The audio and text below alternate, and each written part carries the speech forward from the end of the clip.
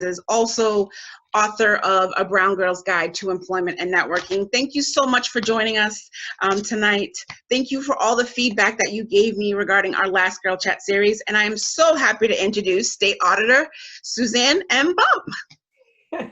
Tamika, thank you. I'm delighted to be joining you. I am really excited to be connecting with you in this way. Thank you so much. I appreciate it. So how this really got started is, you know, we're in the midst of a pandemic right now, right? And you know, I do a lot of, you know, employment, workforce, and so, you know, each week I want to, you know, focus on a sector or giving back. And with your background, so let me just talk a little bit about your background for those of you that do not know. Sure. State Auditor Bump is the first woman that is elected to this position. So that is something that we're going to chat a little bit about, because that is something that, you know, deserves attention to. And also, she, you know, was a state representative. She was the Secretary of Labor and Workforce Development. She was, you know, a legislative aide. So her background and career goes on for many, many years. And so, you know, during this pandemic, I'm just trying to focus on, you know, ways that we can give back to the community, or just, you know, different type of jobs. And I think you as a public servant are a great example of ways that we can give back to our community. And especially during this pandemic when, you know, I watch the news every night, and, you know, there's a lot of things on TV that I see that I'm like, oh, it just makes me mad, and it makes me wish that I could, you know, make a change in my community, which I know I can, or we all can. But at the same time, you know, how do we get involved in our community? So, you know, I would just love if you could explain, you know, talk a little bit about, you know, your background. What was that first moment where you said, you know, I want to make a difference? Because you truly, over all these years, have made a difference. So maybe you can just talk a little bit about your background, and you know, and then we can have some other chat. Well, sure. Thank you. Thank you. I appreciate that. And I think that it's really great that you're doing this, because you're right. A lot of people are sitting back and just taking stock of what's going on in their communities, and really what's going on in their own lives, including their professional life. We are all getting an opportunity to do a lot of some pretty deep soul searching and an assessment of our priorities and our values. So this is a really great thing. This is a public service that you are providing right now, in having these conversations that are, you know, thought-provoking, and might also spur some folks to action. So I can't say that there was one key moment, but in fact, there really was a key event. So I grew up, as you know, not far from you right now. Yeah. Yep. In the town of Whitman. Yes. I went to Catholic school in Abington, and then Cardinal Spellman High School in Brockton. And so I think that because of, you know, my religious upbringing, education, I really had a sense of obligation to serve. And now remember, this was back in I graduated from high school in 1973. Doors were really just starting to open in a big way for women. There weren't a lot of female role models at that time. I knew if I wanted to help somehow in our society, in our community, that there were ways of doing that as a teacher or a nurse or a social worker. But I didn't really think that those were, that I was going to be suitable for those. But I was really fortunate to have some women in my life, principally a gal that for whom I babysat, and cleaned house through my high school and college years, and she got me involved in a campaign. I was in college at this point, living at home, commuting back and forth to Boston College, and she got me involved in a campaign in the town of Whitman, which was to help elect the first woman to the Board of Selectmen. And I really enjoyed that experience, just the obviously the coming together in support of a set of ideas, the planning of it, Yeah. the mechanics of it, how you were going to be successful, reaching out to convince people. I really enjoyed the whole atmosphere, and the sense of purpose that went along with the Hmm. campaign. I still didn't decide then, oh wow, I'm going to go into politics myself. But when I graduated from college, I had taken some political science and government classes and enjoyed them, and I had an opportunity to meet a state representative from my area, and to then start volunteering in the state house, and volunteering on the campaign, his campaign as well. And that whole experience of going into the state house, I mean, you just immediately understood that this Right. was a place where change occurred. Hmm. And for me, it was, well, this is a great way to have an impact on my community. And so after my volunteer service, I was hired, as you said, as a legislative aide to a state representative from Braintree. Again, I was lucky, really, that this was a woman who was the state representative from Braintree. Right. I was her aide for 8 years, and moved into the town of Braintree to work with her. And again, I just loved that idea of being of service, and also of helping her make change in through the lawmaking process. And it was fun. It was fun. It was really, it was just a great atmosphere, because it was all about what's possible in the community, in the state house, in your life.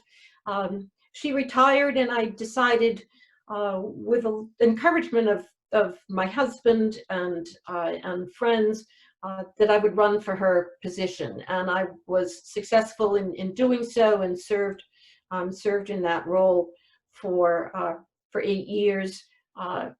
Then was practicing law. It was still government related, and came back, still maintained my political activity, and got back into government with Governor Patrick as Secretary of Labor. So it was a gradual process. It was kind of an awakening rather than just one big epiphany.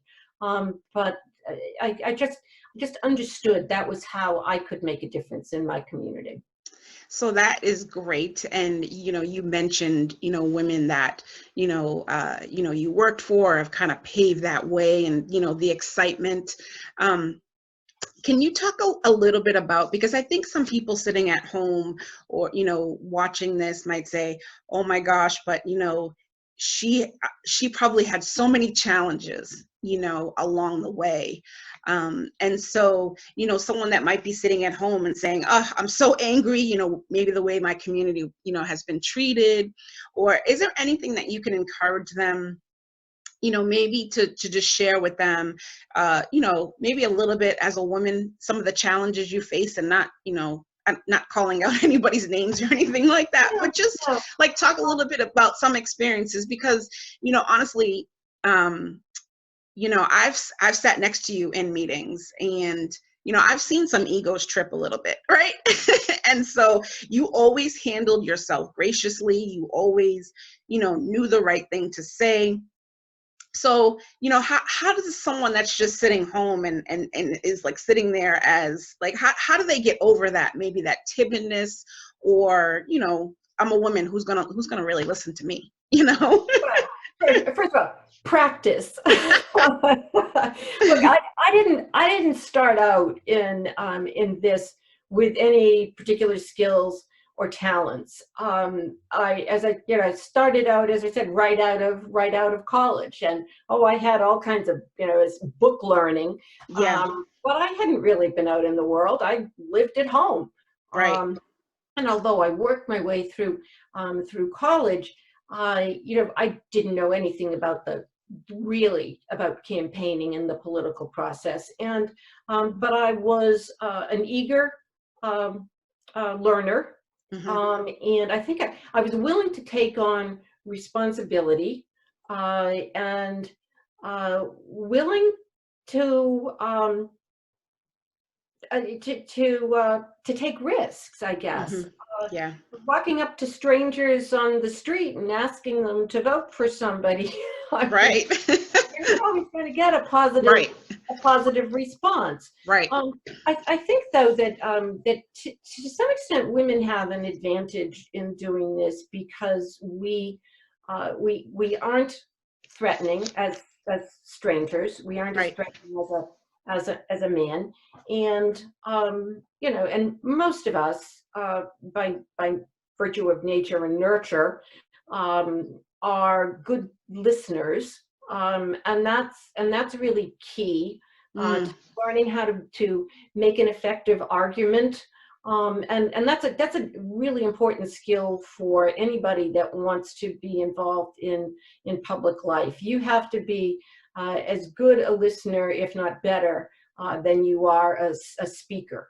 Um, and it takes practice to do that. You've got to be willing to put your own ego and ideas aside for you know, for a little bit and really hear what that person is saying so that you can meet them where they are. And you know, and a lot of it is about showing respect Right. to others. And so, you know, so I think those are essential qualities for someone who wants to make a change, because change by its very nature is disruptive.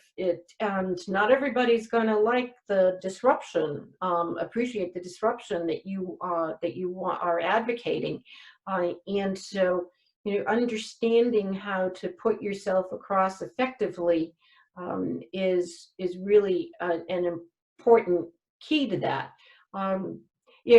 You also had asked about, you know, what the, you know, the female dynamic in this Yeah. well.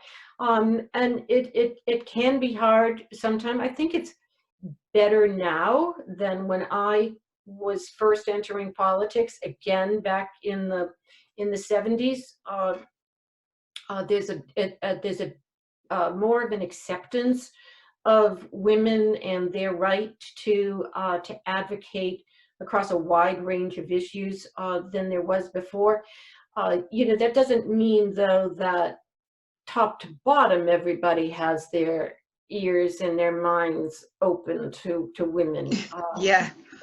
trying to exert their influence. You know, when I think about the House of Representatives and the Senate, I can see, you know, because I'm in the State House, I can literally see that there's a lot more camaraderie and relationship building across the genders among the rank and file than existed when I was there. They truly are collegial. You know, as you move up the chain of command, though, it does, you know, because you've got people who are there more senior, they've got a little bit more invested. You know, they feel that if they give you power, then that means they lose it, and they're Mm-hmm. not so anxious to do that. So it still is a struggle as you climb up through the ranks, but it's no different than it is in the private Right. sector. You know, and Right. I think you just have to recognize that that fact. Particularly when I was younger, you know, and much more so. I mean, it's easy to write off young people, right? Because what do you know? But it also, it meant though that I had to work that much harder to know what I was talking about. That remains more of a burden for women. We really have to have our facts straight, whereas men can be more glib, and they're not really even expected to know as much as as Right. women. And that's real. I mean, I love that because that's real talk, right?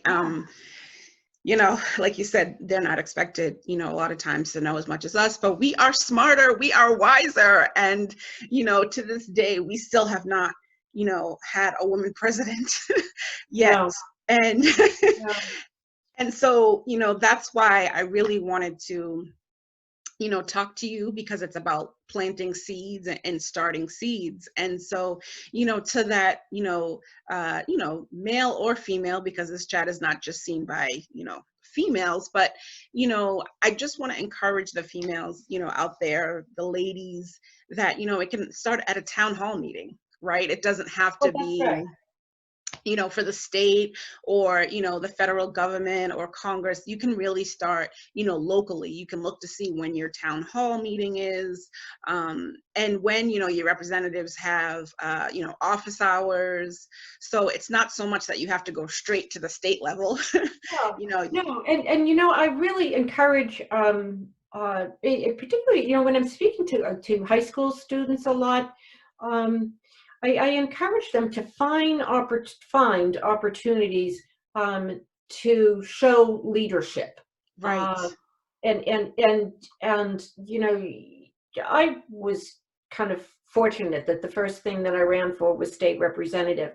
I wouldn't have had that success if I hadn't been the legislative aide and Hmm. just knew more about the job than did the other people. Frankly, they knew much more about the community than I did, because I'd only lived there for 5.5 years Right. Yep. when I ran for office. And they had all, been born there, and some of them, their fathers had been state representatives and all. But I just lost my train of thought.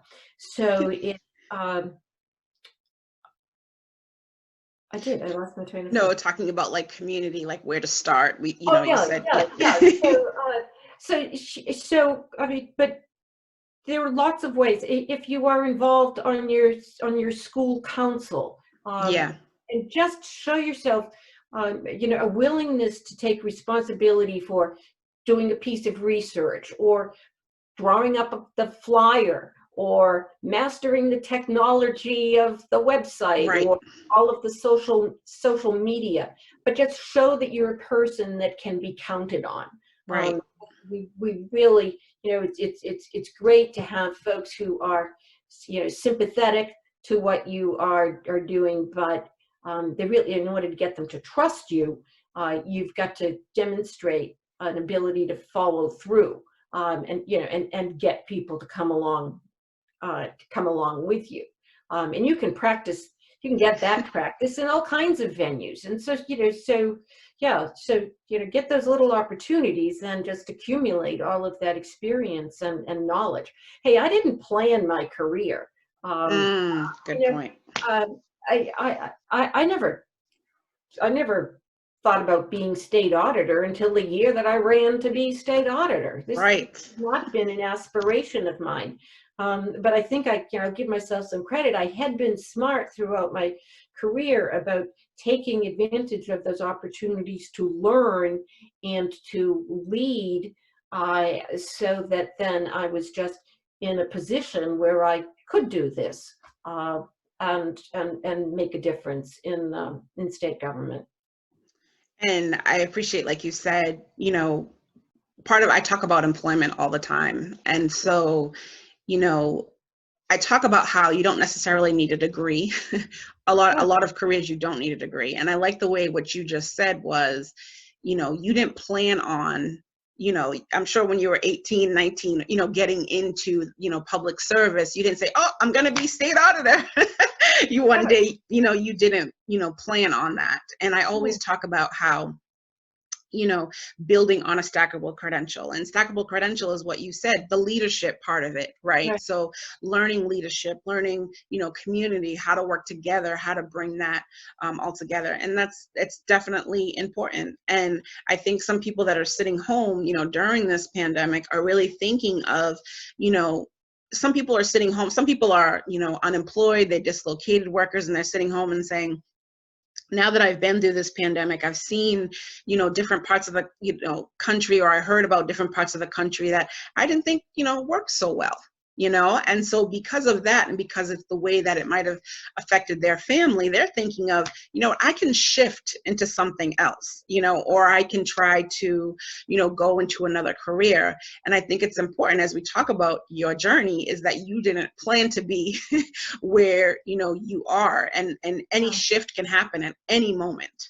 And so Right. that's the important part. And I love the way you said it, was just, you provided leadership, you asked people, you had to knock on doors, or you had to, Oh, yeah. whatever you had to do, but it was each, journey, part of your journey was a shift.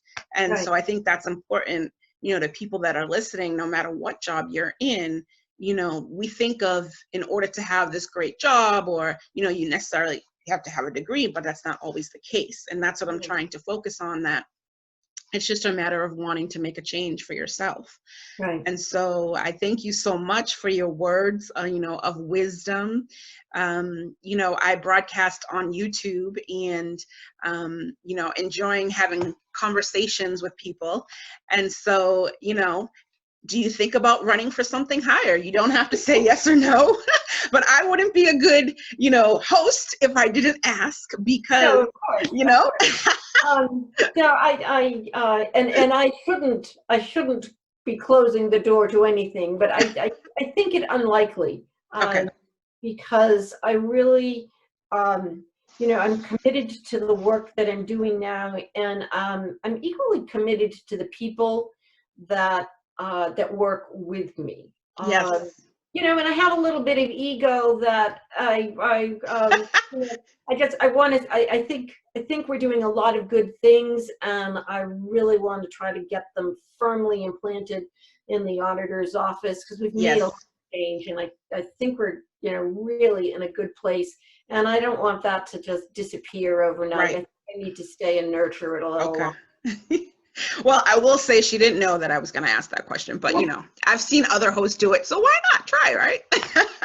But for those of you that are following State Auditor Bump, you can look on her website and see all the great things that she's done, all the mismanagements of funds that you have, and programs that you've worked on as well. You can see her great accomplishments there.